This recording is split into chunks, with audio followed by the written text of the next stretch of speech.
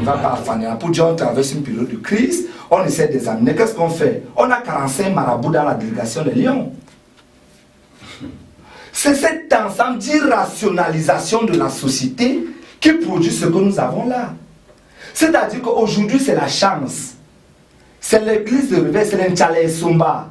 C'est le jeu de hasard sur lequel les Camerounais comptent au lieu d'une évolution logique. Oui, non, attends. L'évolution logique n'interdit pas la foi. Non, s'il vous plaît, je vais vous dire, M. Cabral, laissons d'abord.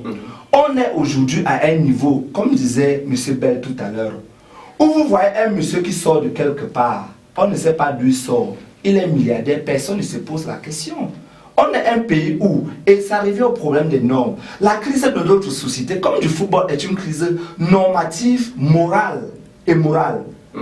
C'est que la morale a foutu le camp. On est dans un pays où les gens n'ont plus honte, où une mère est fière de dire mon fils est féman, une fille dit mon gars est féman.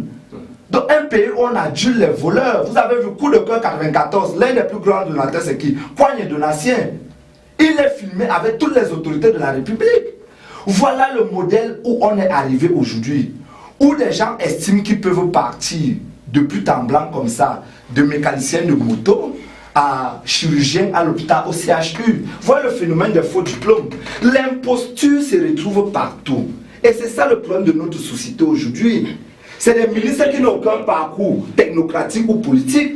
C'est des gars qui se retrouvent, il revient, il fait un tour là. Nous, on a ça prêt à l'université. Vous avez un ami qui fait un tour là. Il dit qu'il était en Ukraine, en Hongrie. Il revient vous dit qu'il est docteur. Après 2-3 ans, vous vous demandez que mais il a fait le master quand, la thèse quand et tout. Vous cherchez sa tête dans toutes les bibliothèques. Vous ne la trouvez pas. Du coup, on vous dit un jour qu'il a anthropologie du sport. Après, on vous dit les politiques publiques. Après, les sciences politiques. Vous ne comprenez rien. C'est ça le Cameroun. Du sport tranquille. C'est ça le problème du Cameroun. C'est-à-dire que hier, quand vous m'appelez, vous dites je vais venir parler du sport, j'étais inquiet, on m'a dit que non, en tant que, et vous ne faites que préciser que pour les politiques publiques, je n'ai pas de politiques publiques, je ne peux pas parler d'entraînement, de score, etc. Mais ce que je peux voir, c'est qu'il y a une absence totale de rationalisation. On a décidé de rendre, on est dans une crise culturelle terrible au Cameroun. Ça se vient à la musique, au sport, partout. C'est qu'on a décidé d'écarter la pensée de toutes choses. Comme disait M. Bell tout à l'heure, disait, on va faire comme cela, instinct grégaire, comme les animaux. Même les animaux réfléchissent souvent. On a toujours fait comme ça, on ne se remet pas en question. On commence à danser et on doit... Ce qui importe, c'est quoi? Manger, boire. Oui, j'ai 5 petites, j'ai bu 3 whisky l'autre jour en bois. Tu as vu ma nouvelle voiture, ma nouvelle chemise, mon nouveau pantalon. Le règne de la matière, la jouissance à outrance. C'est ça le Cameroun, M. Cabral.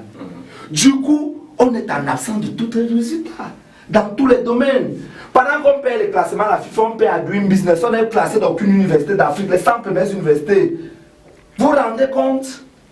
Mais on est là, personne ne se réveille. Dès que vous parlez, on va dire vous êtes opposant. Mais c'est justement cependant sur ce constat implacable que vous faites, que le président a eu l'idée à un moment, par exemple, d'annoncer une académie de football, où on formerait donc justement... Vous me permettez de terminer là où je voulais terminer. Regardez où se trouve d'abord l'INGS.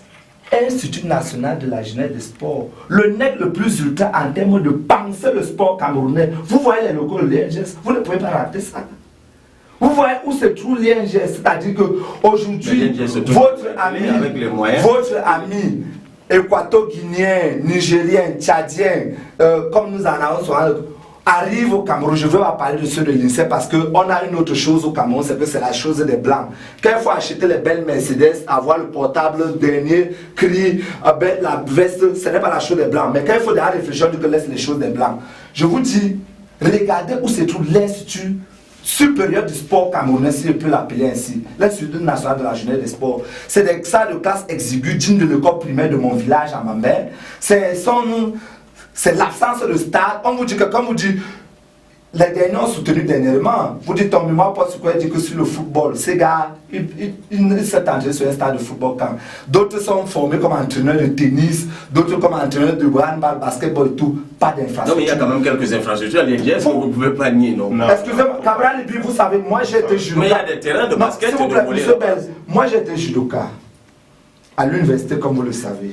J'ai fait les Jeux universitaires. Vous savez ce qu'on appelle salle de muscu à l'INGS? C'est que vous dans la tendinite là, Je vais aider M. Njoya s'agissant de l'INGS de 30 secondes. D'abord pour dire que moi, il n'avait pas fini.